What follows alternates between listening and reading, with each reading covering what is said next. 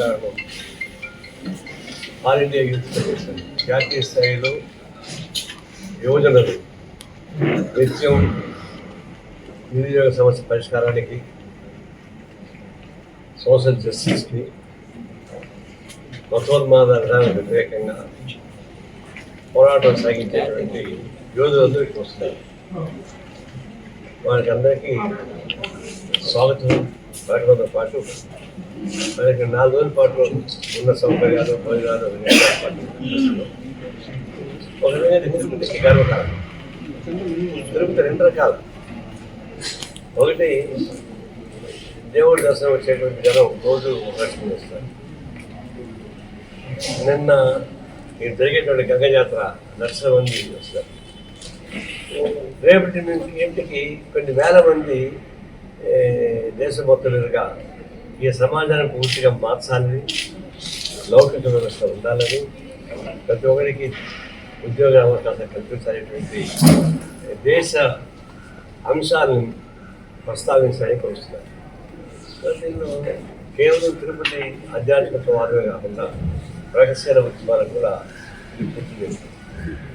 రేపు అలాంటి వస్తున్నటువంటి యువకులకి స్వాగతం మేము కూడా స్టేట్ యూత్ ఫెడరేషన్ మొదలుగా చేశాం. రాబోతారు కాబట్టి మీరు మాట్లాడాలి. విషయాలు చెప్పాడు కాబట్టి నేను దాని తెలుపుకోను. నిన్ననే జస్టిస్ సంజయ్ ఖన్నా రిటైర్డ్ అవుతున్నాడు. కొత్త సీజే వస్తున్నారు. ఆయన ఒక మంచి మాట చెప్పారు, నేను ఎలాంటి రాజకీయ దృష్టిలో తీసుకోవడం, అదే కావాలి. న్యాయ వ్యవస్థలో ఉన్నటువంటి వాళ్ళు న్యాయ వ్యవస్థ నుంచి రిటైర్డ్ కాదు ముందుగానే పాలక వర్గాన్ని కాకబట్టి ఆ తర్వాత వాళ్ళు రిటైర్డ్ కావాలనే రాజ్యసభ సభ్యులుగా, గవర్నర్లుగా, సర్వీస్ కమిషనర్గా ఇట్లా తీసుకొస్తారు. దానివల్ల ఏమంటే న్యాయ వ్యవస్థకి కలెక్ట్ వచ్చేస్తాం. ఇప్పుడు నేను తీసుకున్న జస్టిస్ కన్నా తీసుకునే చాలా మంచి రాజసభ తీసుకోవాలి. ఒకవైపు జడ్జిగా ఉన్నటువంటి వ్యక్తి గవర్నర్ పోవాలంటే దానికి కేటా positive. So judge means president of India, vice president of India, chief justice of India. అది మోరల్. దాని నుంచి రిటైర్డ్ అయిన తర్వాత పాయింట్ ద్వారా గవర్నర్ రాజ్యసభలో ఎస్ పాస్ అని ఇచ్చేదాన్ని నేను అవమానకాలు సరిగా ఉంటుంది. చచ్చిపోతాను ఏమన్నా. దీన్ని నేను హర్షిస్తా ఉన్నాను, స్వాగతం పలుకుతాను. ఈ సాంప్రదాయాన్ని కొనసాగించాల్సిన అవసరం తీసుకొని నేను న్యాయ కోవిలికి విజ్ఞప్తి చేస్తాను. అలాగే ఇప్పుడు ఉక్రెయిన్, రష్యా మధ్య యుద్ధం భీకరంగా జరుగుతాం. వాళ్ళిద్దరు కలిసి మాట్లాడుకోబోతున్నారు. పుతిన్ కలిసి ఇద్దరు కలిసి మాట్లాడుకోబోతున్నారు. తర్వాత ఈ యుద్ధం వచ్చిన తర్వాత టెర్రరిస్టులతో వచ్చిన యుద్ధం సరే పాకిస్తాన్, ఇండియా మధ్య శాంతి చర్చల కోసం సీజ్ ఫైర్ ఇచ్చారు. అందరి పెట్టండి టెర్రరిస్టుల్ని సపోర్ట్ చేస్తున్న పాకిస్తాన్తో మన ఇండియన్ గవర్నమెంట్ శాంతి చేయడం బట్టి వచ్చింది. టెర్రరిస్ట్ ఎవరు? టెర్రరిస్ట్ ఒక లక్ష్యం ఉండదు, వాడు అరాచకంగా పెంచుకోవడం ఉండదు. నక్సలైట్ కట్ట కాదు, వాళ్ళకి ఒక లక్ష్యం, ఈ దేశాన్ని ఎట్లా మార్చాలా అనే లక్ష్యం. వాళ్ళు దారులు ఎదురు కావచ్చు, ఆ దారులు మీరు విభజిస్తున్నారు. విధానాలపై పోరాటం సాగించుకోవచ్చు.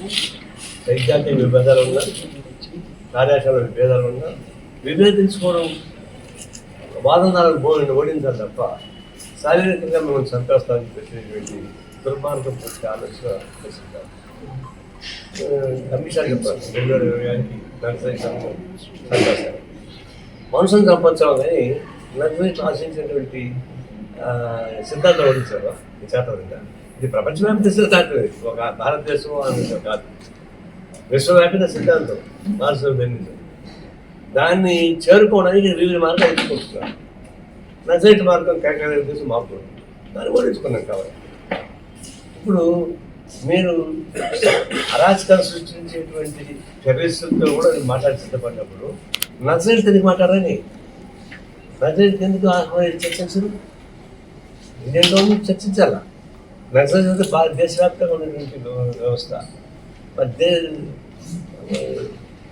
హోమ్ మినిస్టర్ ఆయన స్వయంగా ఆవిడ ఎంత చంపడం చంపడం శారీరకంగా సపోర్ట్సేమో కానీ, ఎందుకంటే నువ్వు హోమ్ మినిస్టర్గా ఉన్నటువంటి అమిత్ షా ఆయన శిక్ష తప్పించుకోవడానికి జస్టిస్ లోయాతో సహా 12 మంది చంపించేవాడు. ఆయన మన ప్రైమ్ మినిస్టర్, హోమ్ మినిస్టర్. ఆ విధంగా నక్సలైట్ చంపించాలని చూస్తున్నారు. ఇది సాధ్యం కాదు.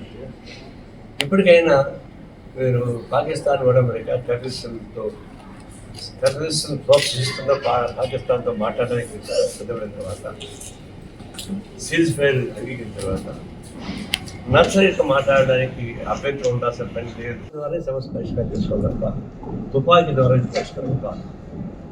అందువల్ల ఈ నేపథ్యంలో ఉత్తర దక్షిణ ధృవాలతో కలిసి మాట్లాడుకుంటున్నప్పుడు నక్సలైట్తో కలిసి మాట్లాడడానికి కొంత కష్టంగా ఉంది.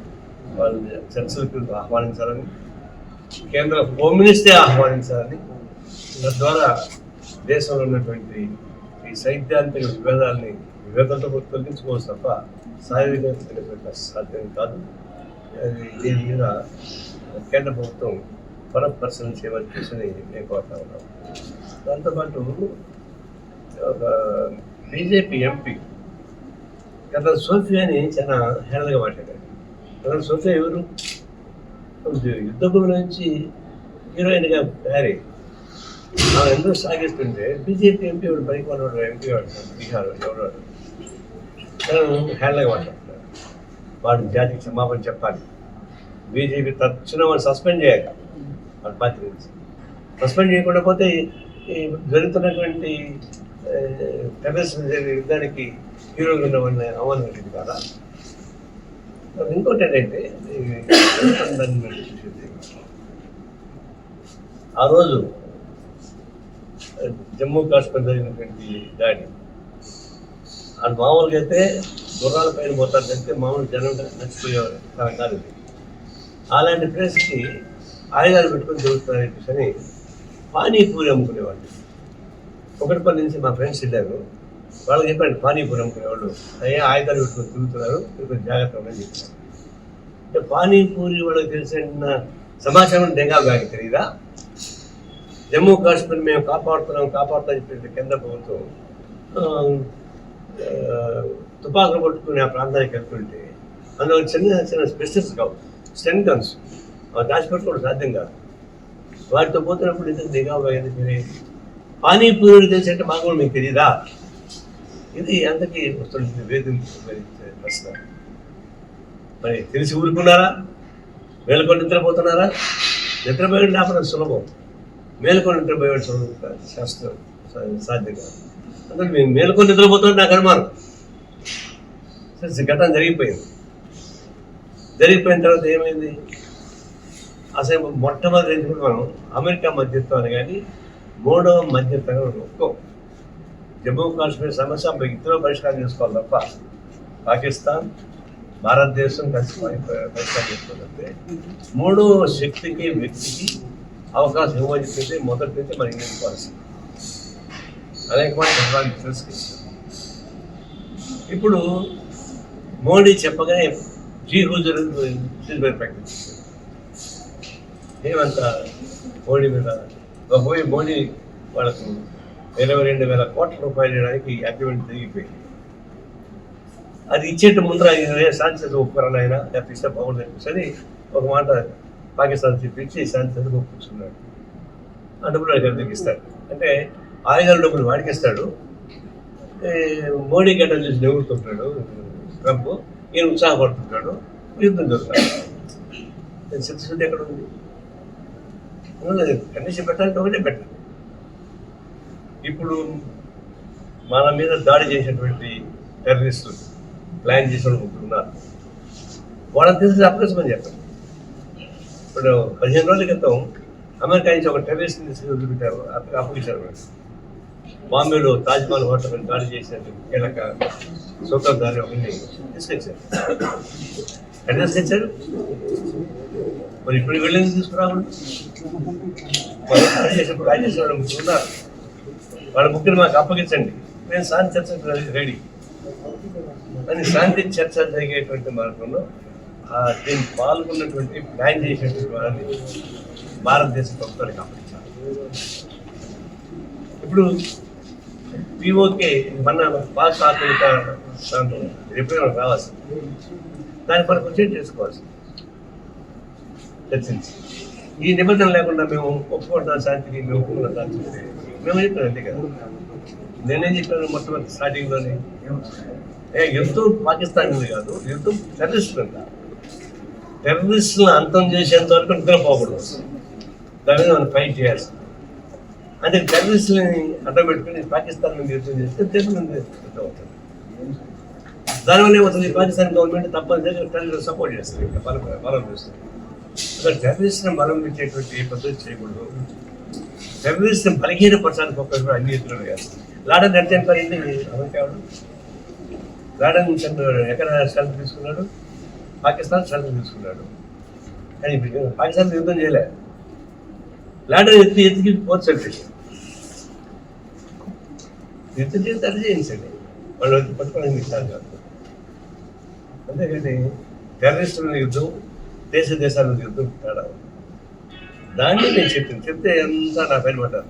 నారాయణ పాకిస్తాన్ పంపించేసి ఈ దేశ ద్రోహి వీళ్ళు. అదే 1925లో మేము పుట్టాము కమ్యూనిస్ట్ పార్టీ. 1925లో ఆర్ఎస్ఎస్ పుట్టింది. అప్పటి నుంచి ఆర్ఎస్ఎస్ సజీవంగా ఉంది, కమ్యూనిస్ట్ పార్టీ సజీవంగా ఉంది. RSS political weapon Jana Sangh party ముందర, ఆ తర్వాత మన భారతీయ జనతా పార్టీ. అప్పటి నుంచి ఇప్పటి దాకా మేము బ్రిటిష్ సామ్రాజ్యవాద పవన్ సాగిస్తాం. అనేక మంది చనిపోయారు. నిజాం పాలనకు వ్యతిరేకంగా సేవాక ఉద్యమం, పునఃప్రాణ ఉద్యమాలు, భూస్వాలతో ఫైట్ చేశారు. ఉరికంబాలు ఎక్కింది భగత్ సింగ్ లాంటి వాళ్ళు. ఈ పోరాటంలో అంటే దేశ బ్రిటిష్ సామ్రాజ్యవాదం నుంచి విముక్తి చెందని కానీ, ఫ్యూడల్ రాజుల నుంచి విముక్తి చెందని కానీ ఆర్ఎస్ పాత్ర వహించిందా? ఒక్క బుల్లెట్ దెబ్బని తినిందా? ఒక్కరోజు జైలుకి పోయారా? అసలు దేశంలో మీరు కాదు, మేము కాదయా, మేము ఫైట్ చేసి సాక్రిఫైస్ చేసుకున్నాం. మేము అనేక మంది మృతవీరులు అయ్యారు. 4,000 మంది తెలంగాణ పోగొట్టున్నాము. పంజాబ్లో మనం పోయి చూస్తే 93 మంది కమ్యూనిస్ట్ పార్టీ నాయకులు చంపేశారు పిలుస్తారు వాళ్ళు. ఈ దేశం ప్రథమ పౌరుడు, వైస్ ప్రెసిడెంట్ ద్వితీయ పౌరుడు. ద్వితీయ పౌరుడుగా ఉన్నటువంటి వైస్ ప్రెసిడెంట్ జ్యుడిషియరీని అటాక్ చేస్తున్నారు, న్యాయ వ్యవస్థను అటాక్ చేస్తున్నారు. ఇది ఎక్కడ విచిత్రం అంటే సంక్షోభం ఎంత వస్తుందో అటాక్ చేసుకోవచ్చు. దీన్ని చూస్తున్నప్పుడు ఈ దేశంలో ఉన్న ఫెడరల్ వ్యవస్థని, లౌకిక వ్యవస్థని, రాజ్యాంగ వ్యవస్థని ధ్వంసం చేయడానికి కోరుకుంటే బీజేపీ తప్ప అయిపోతున్నారు. దీన్ని మనం గుర్తుపెట్టుకున్నప్పుడు ఏం చేస్తానంటే, బీజేపీ వ్యతిరేక శక్తుల్ని పొడగొట్టుకోవాల్సిన అవసరం, అందరూ కలుపుకోవాలి. దురదృష్టం ఆంధ్రప్రదేశ్కి వచ్చేకాడికి అందరూ బీజేపీ వాళ్ళే. పేర్లు వేరు ఉండొచ్చు, బొమ్మలు వేరు ఉండొచ్చు, జెండాలు వేరు ఉండొచ్చు, అంత బీజేపీ కాళ్ళకట్టు పడ్డారు. బండి దాకా చంద్రబాబు నాయుడు బీజేపీ దగ్గర మాట్లాడగలరా? పవన్ కళ్యాణ్ బీజేపీ మాట్లాడగలరా? జగన్ ప్రతిపక్షం వాడు జగన్ మాట్లాడగలరా? ఇప్పుడు మాట్లాడితే ఆయన సొమ్ము ఏం పోయింది, మాట్లాడలేదు. అందులో అక్కడ టీడీపీ, బీజేపీ, వైసీపీ అంతా బీజేపీ పూజలో ఉన్నారు, భక్తులు పూజ చేస్తున్నారు. This is the time. ఆంధ్రదేశంలో కమ్యూనిస్టులతో పాటు ఇంకా కలిసి వచ్చేవాడిని కలుపుకొని ఒక ఉద్యమం, రాజకీయ ఉద్యమం సాగించాల్సిన అవసరం. పొలిటికల్ పాలసీ చేస్తా ఉంది. దీనిలో వ్యాక్యూమ్ వచ్చింది. బీజేపీ ఫ్రంట్కి వ్యతిరేకంగా ఒక వ్యాక్యూమ్ వస్తా ఉంది. ఆ వ్యాక్యూమ్ని ఫిలప్ చేయాల్సిన బాధ్యత కమ్యూనిస్టులది, కలిసి వచ్చే డెమోక్రటిక్ వస్తుంది. డెఫినెట్గా ఈ 2-3 ఏళ్లలో రాజకీయ విభజన వస్తుంది. నూతన రాజకీయ శక్తులు ప్రవేశిస్తారు. నూతన రాజకీయ శక్తులు ప్రవేశించే పద్ధతితో సిపిఐ కూడా మాట్లాడుతుంది. సిపిఐ త్వరగా మాట్లాడుకొని ఈ వ్యూహాన్ని ఎత్తుగడని బలోపేతం చేయడానికి మా ప్రయత్నం చేస్తాం.